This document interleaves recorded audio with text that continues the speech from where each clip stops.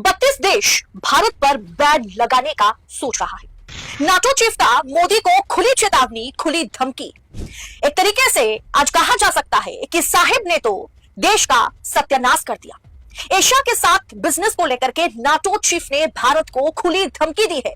कहा है कि 100% प्रतिबंध लगा देगा वो भारत पर, जिसके चलते 32 देशों के, जी हाँ 32 कंट्रीज, और वो सबके सब डेवलप्ड कंट्रीज है, सब भारत पर बैन लगाएगा। ऐसे में सवाल उठता है कि मोदी सरकार, विदेश मंत्री एस जयशंकर, खुद प्रधानमंत्री नरेंद्र मोदी जो लगातार विदेश के दौरे पर लगे रहते हैं, क्या वो कुंभकर्ण की नींद सो रहे हैं?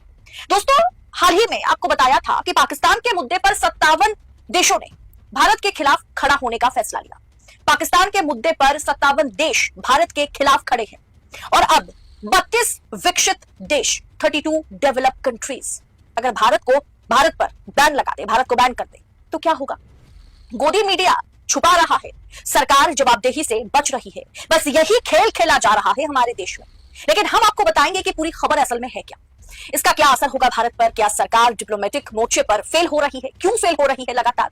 सबसे पहले खबर देखिए आपके स्क्रीन पर, कॉल पुतिन और face the heat, NATO chief threatens India, China, Brazil with 100% sanctions over Russia ties. Hindi article को भी देख लीजिए। रूस से व्यापार को लेकर के नाटो चीफ की भारत को खुली धमकी, 100% प्रतिबंध का दिखाया डर। ट्रंप तो पहले ही मोदी को टैरिफ को लेकर के थ्रेट दे चुके हैं। 100% टैरिफ लागू भी भारत पर कर दिया गया है और अब नाटो चीफ हमें थ्रेट दे रहे हैं कि पहले आपको मैं समझा देती हूं कि जिन्हें नहीं पता कि नाटो है क्या, आसान भाषा में समझे तो नाटो का पूरा नाम जो है वो नॉर्थ अटलांटिक ट्रीटी ऑर्गेनाइजेशन है। इसमें 32 देश अभी शामिल है, जिसमें अमेरिका है, ब्रिटेन है, फ्रांस है, जर्मनी जैसे ताकतवर पावरफुल देश है। इसका मेन उद्देश्य क्या है, जो मेन फोकस है वो क्या है कि अपने सदस्य कंट्रीज को, देशों की सुरक्षा करना और मिलकर के दुनिया में शांति बनाए रखना। नाटो चीफ मार्क रूट ने भारत को रूस के साथ संबंधों को लेकर के खुली चेतावनी दी है, जिसकी हर जगह पर, हर अखबारों में, इंटरनेशनल मीडिया आउटलेट में आलोचना हो रही है। कहा है कि अगर वे रूस के साथ, यानी भारत अगर रूस के साथ व्यापार जारी रखता है तो गंभीर आर्थिक दंड यानी सेकेंडरी सैंक्शन का सामना भारत को करना पड़ेगा। भारत के साथ ये थ्रेट चीन और ब्राजील के लिए भी है। लेकिन हमें क्या भाई, हमें तो अपने देश से मतलब है ना कि भारत पर क्या कुछ कहा गया है, किस तरीके से भारत को धमकाया गया है, किस मुद्दे पर धमकाया गया है। खास बात यह है कि नाटो के ये सभी देश ब्रिक्स के भी देश है और भारत भी ब्रिक्स का हिस्सा है, यानी वहां भी सब भारत के खिलाफ हो गए हैं।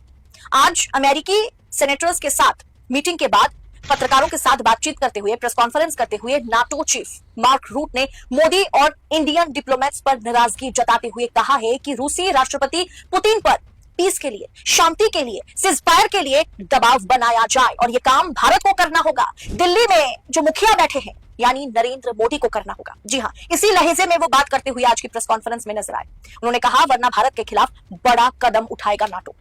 रूट ने क्या कहा, मार्क रूट ने, कि अगर आप चीन के राष्ट्रपति, भारत के प्रधानमंत्री या ब्राजील के राष्ट्रपति हैं और रूस के साथ व्यापार करना, उनका तेल और गैस खरीदना जारी रखते हैं, तो आपको पता होना चाहिए अगर मॉस्को में बैठा व्यक्ति शांति वार्ता को गंभीरता से नहीं लेता है तो मैं 100% सेकेंडरी प्रतिबंध लगा दूंगा। उन्होंने स्पष्ट कहा है कि अगर आप बीजिंग या फिर दिल्ली में रहते हैं या आप ब्राजील के राष्ट्रपति हैं तो आप इस पर गौर करना आपको गौर करना होगा, क्योंकि ये आपको बहुत बुरी तरीके से प्रभावित करेगा। यानी सीधा आप कह सकते हैं कि डायरेक्ट मोदी को चेतावनी दी गई है। मार्क रूट ने कहा है कि प्लीज पुतिन को फोन करें, उन्हें बताएं कि उन्हें शांति वार्ता को लेकर के गंभीर होना होगा, वरना इसका खामियाजा भारत, चीन और ब्राजील को भुगतने होंगे। भारत, ब्राजील और चीन पर बड़े पैमाने पर इसका असर होगा।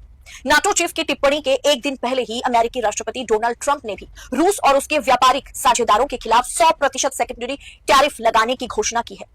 आखिर इंटरनेशनल मैटर पर भारत पहले की तरह साफ सपाट जवाब क्यों नहीं दे पा रहा है? क्यों सही को सही और गलत को गलत नहीं कह पा रहा है? यूक्रेन के साथ रूस की युद्ध रुकवाने के लिए आज नाटो चीफ ने भारत को धमकाया है, दबाव बनाने के लिए कहा है कि आप रूस पर, पुतिन पर दबाव बनाइए, समझौता मत कीजिए रूस के साथ। ये आज नाटो चीफ ने साफ तौर पर भारत से, मोदी से कहा है कि दिल्ली में बैठे व्यक्ति, भारत के मुखिया, समझौता ना करे, पुतिन को समझाए, उनसे बात करे, उन पर दबाव बनाए। दरअसल दोस्तों ये कोई गलत धमकी तो नहीं है, क्योंकि पुतिन को रोकना बहुत जरूरी है। अगर दुनिया में शांति कायम करना है तो पुतिन को रोकना जरूरी है। रूस हमारा मित्र देश है, हमेशा भारत के साथ खड़ा रहा, जरूरत के समय में। लेकिन 32 देश हमारे खिलाफ चला जाए, यह भी भारत के लिए अच्छी खबर तो नहीं है, अच्छी बात नहीं है। तो युद्ध रुकवाने में अगर दबाव पैदा करना पड़े रूस पर, पुतिन पर, तो इसमें हर्ज क्या है? ये डिप्लोमेटिक मैटर है और इस मैटर में मोदी सरकार को हमेशा 2 कदम आगे चलना होगा। इस तरह से देश को धमकी मिलना, चाहे वो शांति वार्ता के लिए ही क्यों ना हो, युद्ध रुकवाने के लिए ही क्यों ना हो, ये नौबत क्यों आने दी सरकार ने? ये नौबत ही क्यों आने दी? ये नौबत क्यों आई भाई? ये तो बताए सरकार। इस पर पर्दा डालने से क्या होगा? डिप्लोमेटिक मुद्दे पर लगातार अलग अलग देशों से हमारे संबंध बिगड़ते जा रहे हैं। आपको मैंने कई मर्तबा मेरी वीडियोस के जरिए बताने की कोशिश की कि किस तरीके से बांग्लादेश जो है, शेख हसीना की सरकार बदलने के बाद, शेख हसीना की सत्ता पलट के बाद, बांग्लादेश में सत्ता पलट के बाद किस तरीके से बांग्लादेशी सरकार, बांग्लादेश भारत के खिलाफ चला गया है।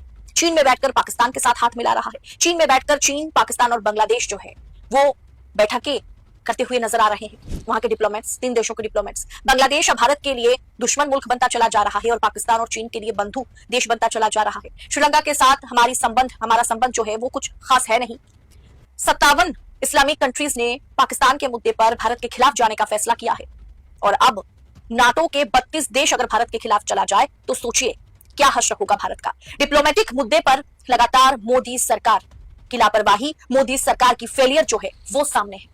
इस पर जवाबदेही तो दूर की बात, इस पर पर्दा डालने की कोशिश है। गोदी मीडिया पर हिंदू मुसलमान की बात की जा रही है। आज भी कांवड़ यात्रा में किस तरीके से मुसलमानों ने ठेला लगाया, क्या हुआ क्या नहीं हुआ, इस पर बहस जारी है। लेकिन ऐसी खबरों पर पर्दा डालने की कोशिश हो रही है। सरकार से जवाब तो दूर की बात, सरकार को बचाने का प्रयास गोदी मीडिया कर रहा है। क्या एस जयशंकर, मोदी सरकार, खुद नरेंद्र मोदी जो बार बार विदेश के दौरे पर जाते हैं, कुछ समय पहले भी गए थे, क्या वे वाकई सो रहे हैं?